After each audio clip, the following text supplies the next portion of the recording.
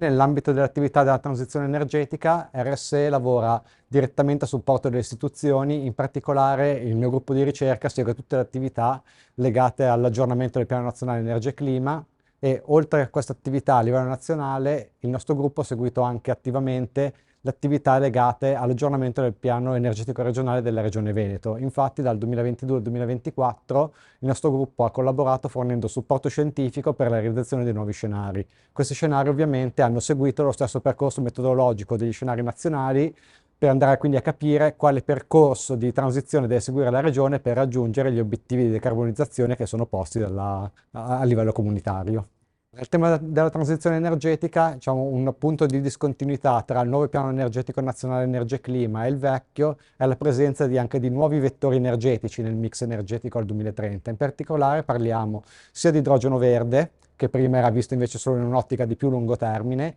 e anche ad esempio l'utilizzo del biometano, quindi la possibilità di andare a decarbonizzare quindi quei settori nei quali è difficile ridurre le emissioni, come possono essere industria e trasporti, con l'utilizzo di questi nuovi vettori energetici.